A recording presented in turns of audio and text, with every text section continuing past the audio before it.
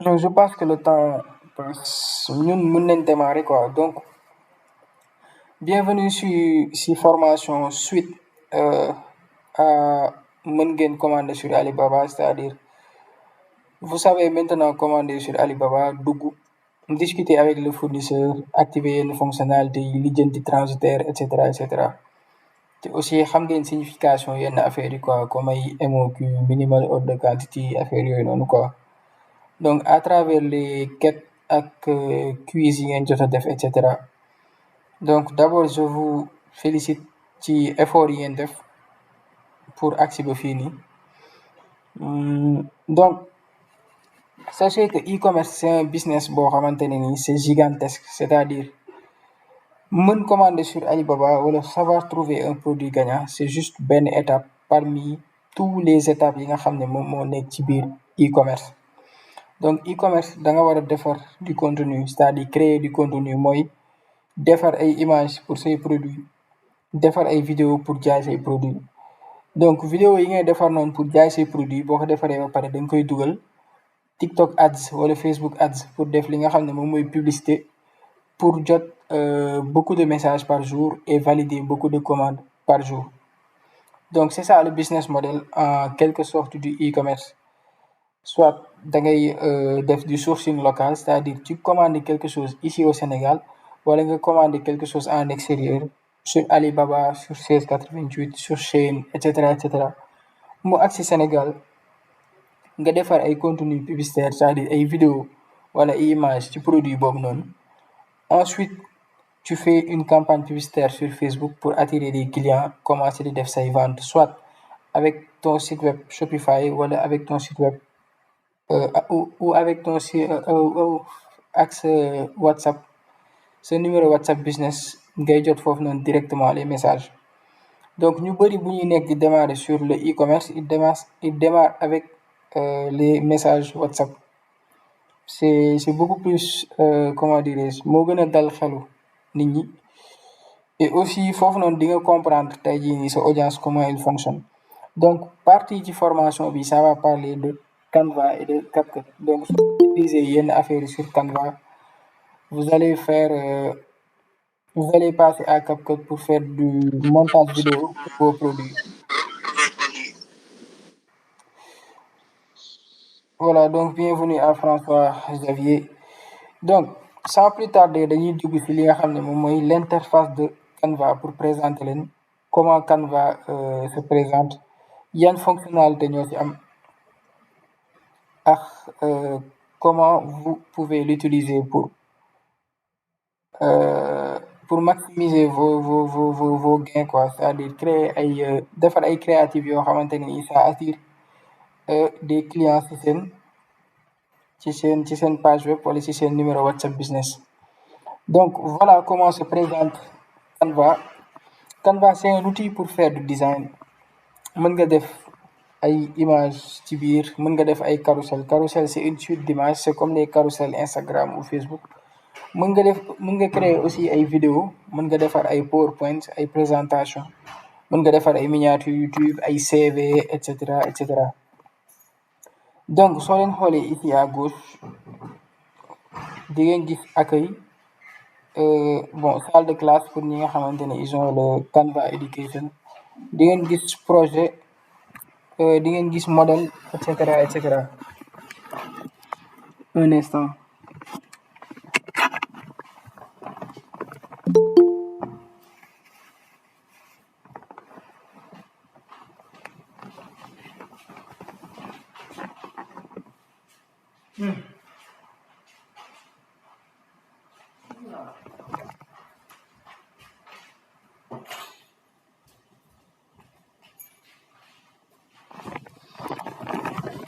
Voilà, je m'excuse dama moon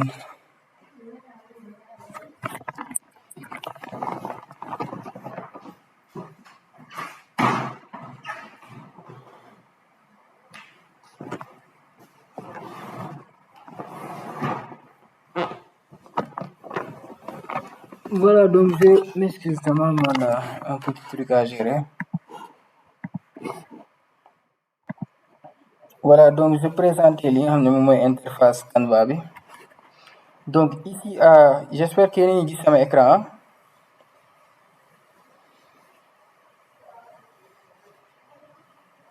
Ok. Donc ici à gauche di ngeen gis en fait les différentes fonctionnalités de base yi ngeen gis sur Canva. Y a l'accueil, c'est-à-dire accueil bi moom mooy les designs yi nga xamante ne nii jot nga ko réaliser foofu nga koy gis. Donc pour vous peut-être si vous n'avez jamais fait de design sur Canva page bi dafay vide quoi. Donc moi j'utilise ça depuis ça fait des années maa ngi koy utiliser et je fais presque tout avec même les cours que je fais dama koy def avec Canva pour présenter ay cours pour présenter ay pitch deck ay PowerPoint et cetera. Donc tey jii Canva en e-commerce daf lay permettre tey jii nga defar ay présentation de produits. Je vous montre tey jii un exemple de carrousel. Donc li ngeen di ñëw def nii c'est juste benn présentation de Canva. Voilà après dina am benn exemple de design bu ñuy def donc pour ngeen gën a comprendre quoi te aussi dina am ay petits tutoriels sur Canva mobile pour ñi nga xam ne ils sont sur téléphone. Donc ça c'est un exemple de présentation de produit boo xamante ne nii je l'ai fait avec Canva c'est pour Acne Face Cream benn produit la boo xamante ne nii vous allez trouver ça sur Alibaba produit la boo xamante ne nii ça permet de d'enlever les taches noires dindi les boutons et cetera. Donc genre carrousel yu mel nii ngeen di mën defar wala genre image présentation de produit yu mel comme nii nga wane par exemple sans le produit voilà ton visage avec le produit voilà ton visage les différents avantages yi nga xam ne moom moom ci produit bi mën nga def ay offre et cetera ak un call to action c'est-à-dire c'est-à-dire nga wax nit ki mu commander rapidement donc genre affaire yu mel nii mën ngeen ko def avec Canva et c'est beaucoup plus rapide et beaucoup plus simple parce que sur Canva il y a ce qu'on appelle les modèles à gauche boo leen cliquer sur modèle da ngeen di fekk foofu noonu ay modèles c'est-à-dire des trucs yoo xam ne c'est déjà créé par les gens qui sont dans la communauté Canva ay Ramadan Moubarak ay présentation de produits présentation de services et cetera donc par exemple man si dans la barre de recherche je tape produit et que je clique sur entrée damay fekk fii nii ay design yoo xamante ne c'est déjà réalisé c'est déjà fait par d'autres personnes yoo xamante ne c'est pour présenter un produit te li gën a neex ci design yi moom mooy mën naa ko modifier c'est-à-dire je peux changer le texte changer l'image changer en fait les couleurs changer les rectangles yi ñu utiliser et cetera donc tey jii prenons l'exemple de ce template Rainforest donc template bii nii par exemple si tu commandes un produit sur Alibaba un produit boo xam ne parfum la wala c'est juste quelque chose boo xamante ne nii c'est cosmétique tu peux utiliser par exemple ce template pour présenter le produit wala ce template de parfum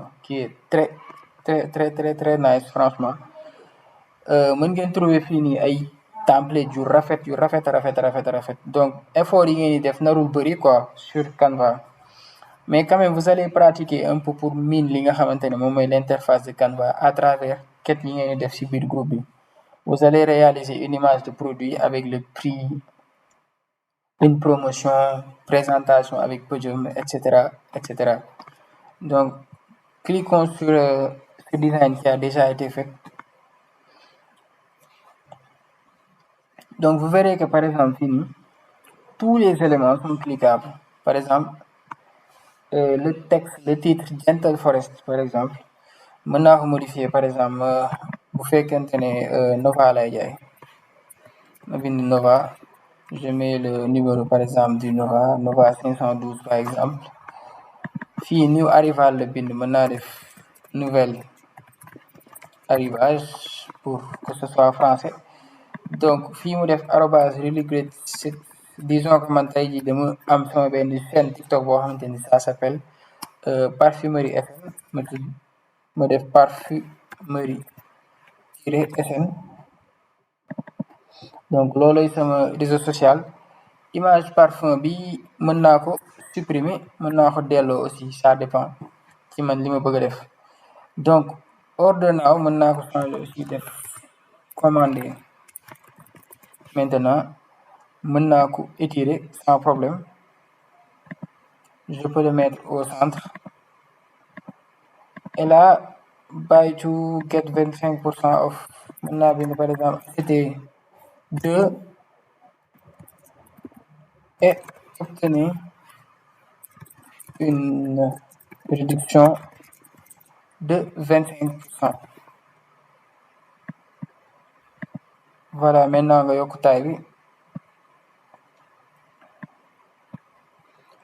Ensuite, tu centres le texte. Donc, ça c'est juste pour vous montrer que par exemple, vous pouvez trouver des exemples de templates ou bien des exemples de modèles sur Canva et les personnaliser à votre goût. Peu importe yéen loo leen di def, que ce soit enseigne la pour seen boutique, logo la pour seen TikTok, etc. Donc, vous pouvez faire ça. Donc, par exemple, moi, si je recherche sur Canva, je veux un logo pour moi, je recherche sur Canva logo. Donc, damay trouver ay logo yoo xamante ne ni defar nañ ko yoo ne mën naa ko modifier. Imaginons tey jii tu vends des trucs pour les hijabs, par exemple, tu peux avoir ce logo et modifier un peu quoi, mettre ta propre identité, bind, etc. Donc, vous pouvez personnaliser pas mal de choses. C'est ce qui prouve la puissance de Canva pour képp koo xamante ni il fait du business, que ce soit e-commerce, tu vends des produits digitaux, wala juste tu vends des services, wala tu fais juste des cours en ligne, etc. Donc, c'est ça la puissance de Canva. Maintenant, la première chose bi ngeen di jàng sur Canva moom mooy comment présenter un produit boo xamante ne vous l'avez acheté sur Alibaba. Maintenant, disons que tey jii nii on est sur alibaba.com.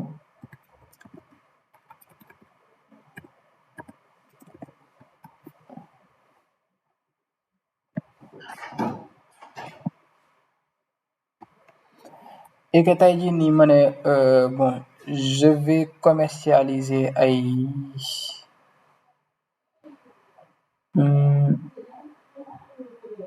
et que je dis par exemple tey jii je vais commercialiser des chaussures quoi.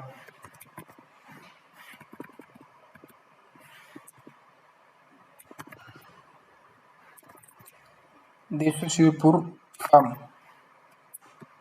Ma defee chaussures pour femmes par exemple. Donc là, il exécute la recherche.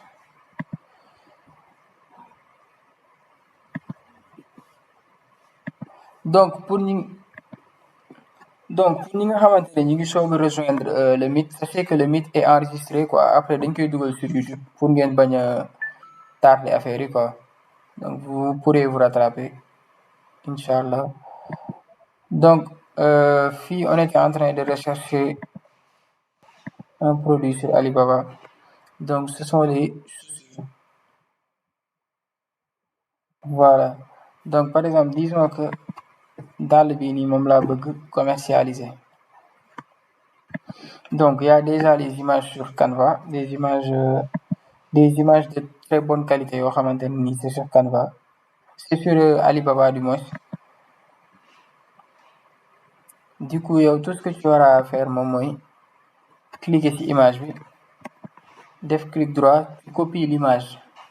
Maintenant boo copier image bi par exemple da ngay ñëw retrouver wu sur Canva. Ensuite li ngay njëkk a def moom mooy créer un design. Créer un design pour Facebook la wala pour Instagram wala lu mu mën a nekk. Donc boo cliquer fii sur le bouton créer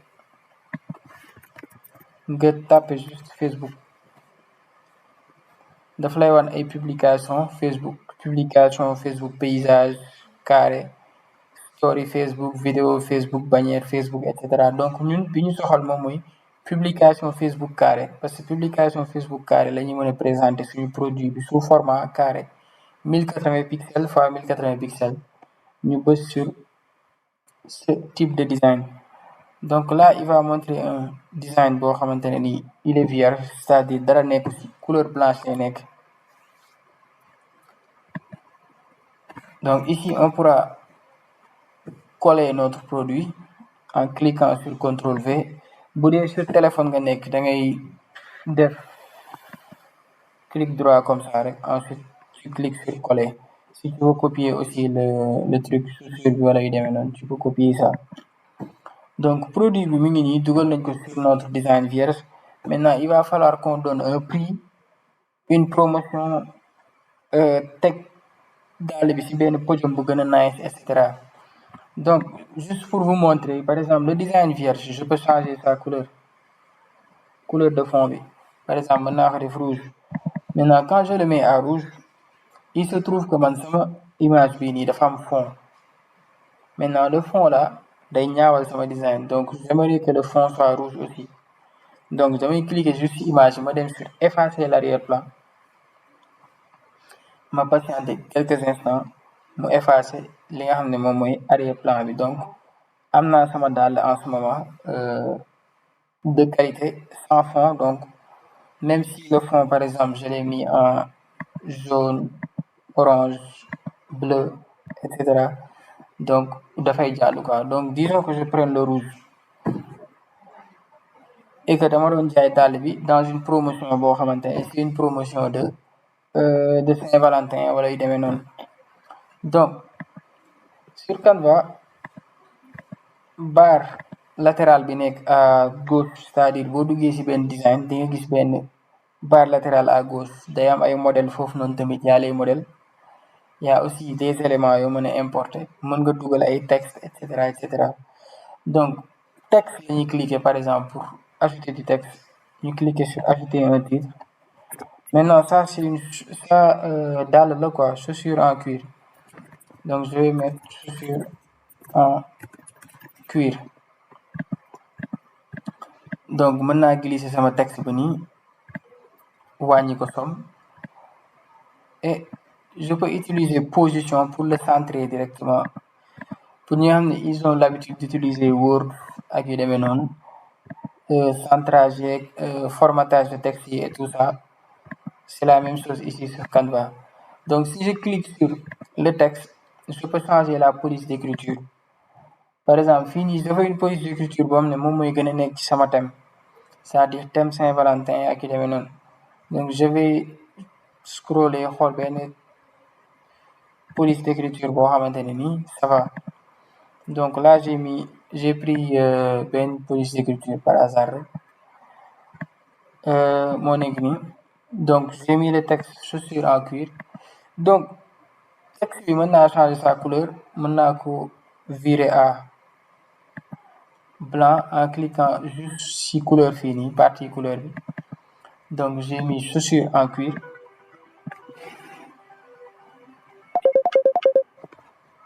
Désolé. Donc j'ai mis chaussure en cuir. Ensuite dàll bii nii war naa ko mën a jox li nga xam ne moom mooy un prix, c'est-à-dire ñaata lay jar. Donc je vais aller dans élément, ma taper prix, ma bës entrée.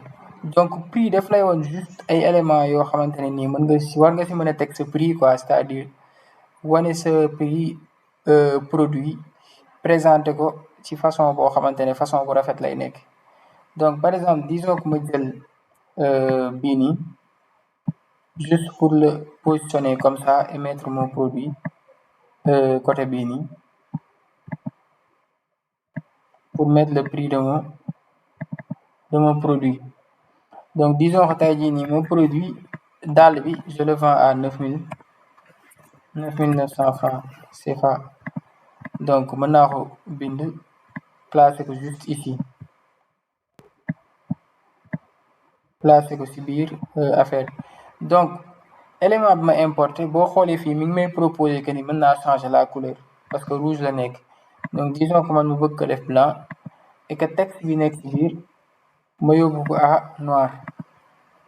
Donc là j'ai mis 9900 pour ce produit, et aussi texte bi ci jëm boppam je peux aller changer sa police d'écriture. Par exemple mën naa ko def en ton 9900 yi gën a leer. Y a des polices d'écriture yoo xamante ne ñoom ñooy gën a génn que d'autres, ñooy gën a gras wala ñooy gën a leer. Donc fii j'ai mis le titre en cuir, j'ai mis mon image, j'ai mis aussi le prix.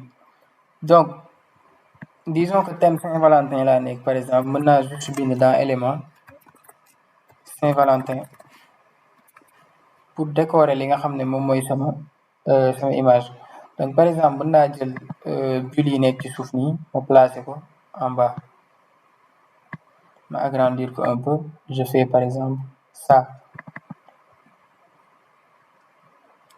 Voilà. Ensuite, je peux trouver yeneen élément de décoration par exemple bii mën naa ko placer juste comme ça réduire ko je le place ainsi mu xaw a génn tuuti. Maintenant j'ai un peu décoré li nga xam ne moom mooy design bi.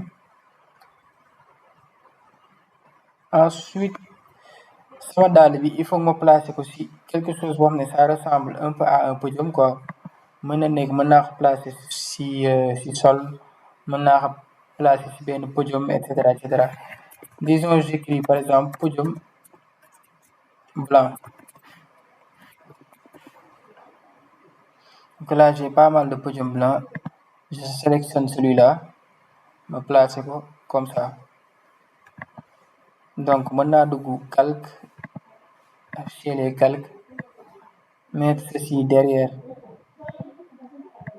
et ensuite dàll bi pour ma teg ko aussi je vais utiliser juste les calques.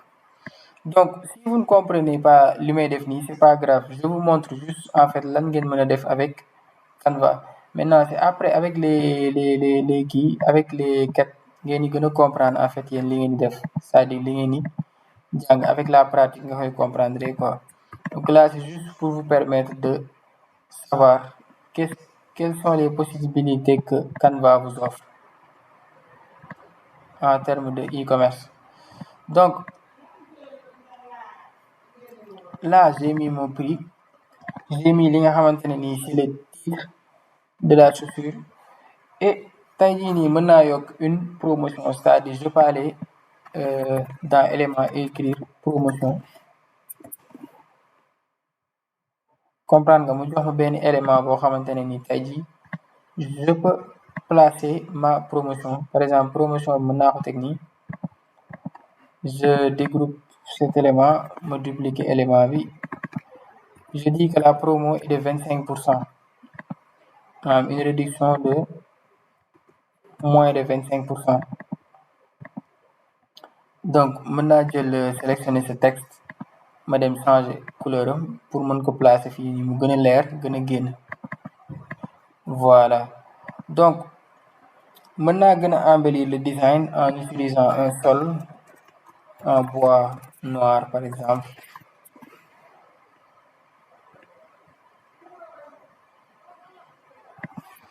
Bind juste bois noir.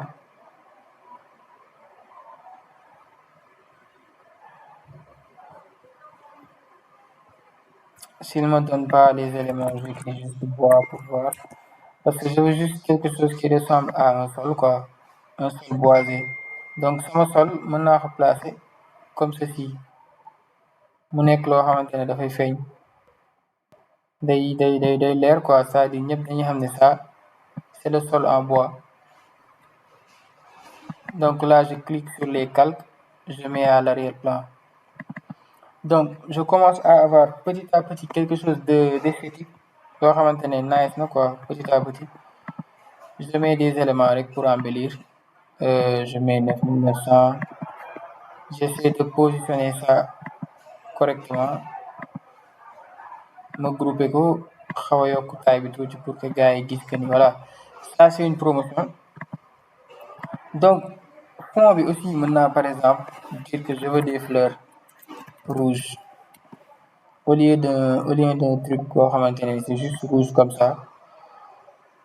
Voilà quelque chose comme ça mën naa ko placer en arrière-plan. Voilà, maintenant j'utilise les calques pour le mettre à l'arrière-plan. Ensuite, je modifie un peu l'image pour flouter ko, histoire de rendre les informations yi nga xam ne moo nekk ci kanam beaucoup plus clair, c'est-à-dire mu gën a clair. Donc si je le floute, naturellement, c'est comme dans les films li nga xamante ne nii c'est flouté kenn du ko gis noonu mais li nekk ci kanamam dafay gën a génn. Voilà.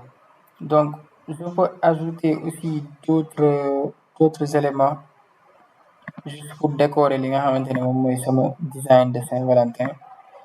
Juste pour rester dans le thème, je mets benn fleur bu ndaw noonu ci suuf. Ensuite, je regarde, j'ai mon titre chaussure en cuir.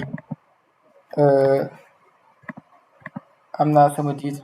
Donc, lenn moom moo ci des peut-être souhaiter un happy Valentine Day par exemple.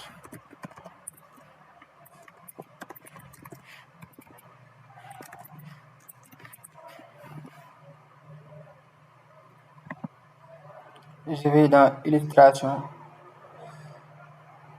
et je place par exemple ce truc. C'est par exemple bu doon tey jii nii fête de Korité la wala yu demee noonu, vous pouvez avoir la même chose par exemple. Mën ngeen am la même chose. Donc espace vide bi nii mën naa ko combler avec ay décoration yu yem, décoration yu ndaw. Par exemple quelque chose comme ça, ma jël couleur bi gën ko intensifier, placer ko juste là. Donc là j'essaie de mettre le maximum de choses pour vous montrer que par exemple sur Canva vous pouvez mettre le maximum d'éléments possibles. Vous pouvez mettre un texte, des éléments et même ay éléments géométriques comme par exemple un rectangle. Voilà, je prends un rectangle tey jii nii, je le place en bas. Rectangle boo xam ne dama koy étirer, je le mets en rouge. Et aussi mën ngeen def par exemple ay couleurs yoo xam ne ay couleurs dégradées lay nekk. Par exemple je clique sur couleur, je vais sur dégradé. Donc mën naa am un dégradé comme ça. Je prends la même couleur de dégradé, ma jël couleur bii nii wàññi intensité bu baax, xaw ko yéegal tuuti.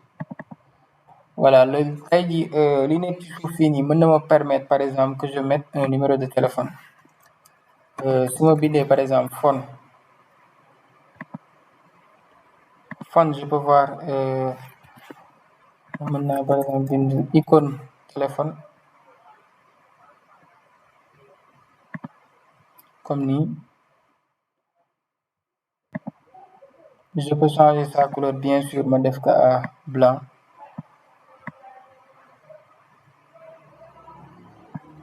Ensuite ma teg ko nii. Je peux ajouter un autre texte boo xamante ne dafay wax commander rapidement au 77 321 18 85. Voilà, donc texte bii nii mën naa utiliser beneen police d'écriture pour mu gën a xaj fi mu nekk. Police d'écriture yam ne ñoo gën a yam, voilà, comme Anton par exemple. Je le place comme ceci.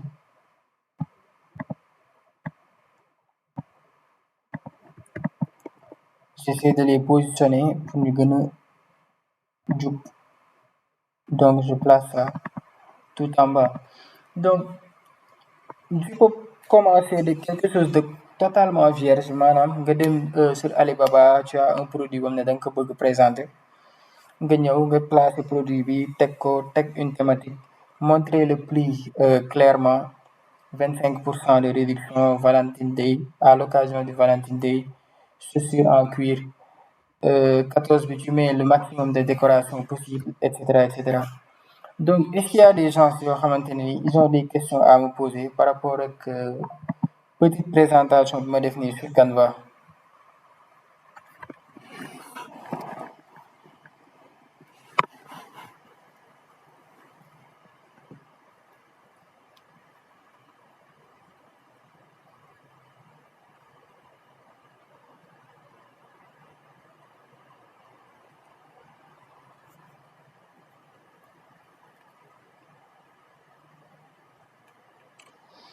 D'accord, donc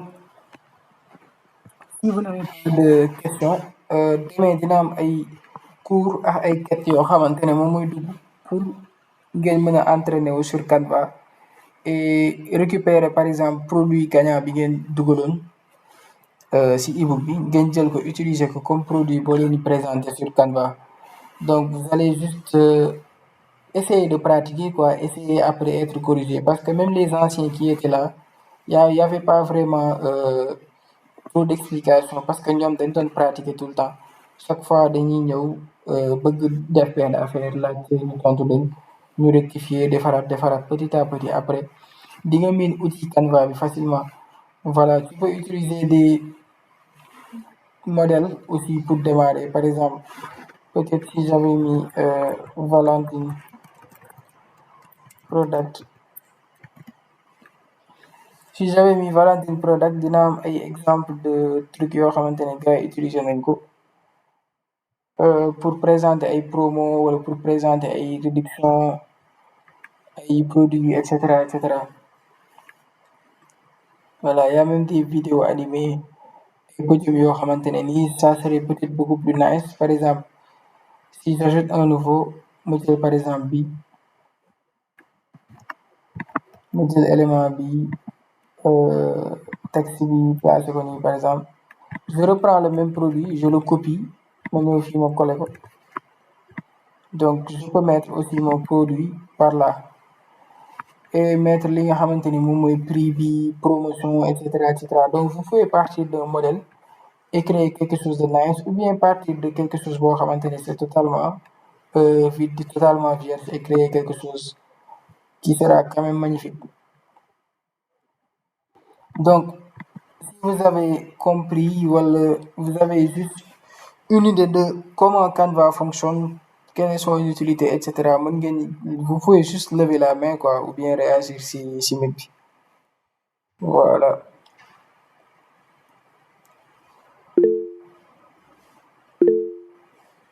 D'accord, parfait.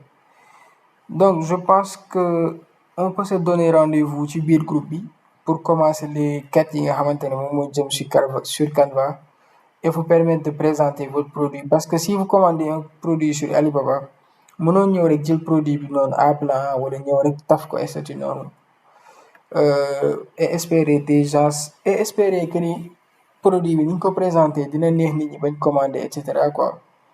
Donc objectif Canva bi c'est ça quoi. Donc vous allez voir les quêtes ak vidéo bii nii dinaa ko dugal aussi sur YouTube pour ngeen xool présentation bi et cetera yan élément la expliqué fii nii ak yéen naka ngeen ko mën a utiliser. Donc si c'est bon, on se donne rendez-vous dans le groupe demain, Inch'Allah.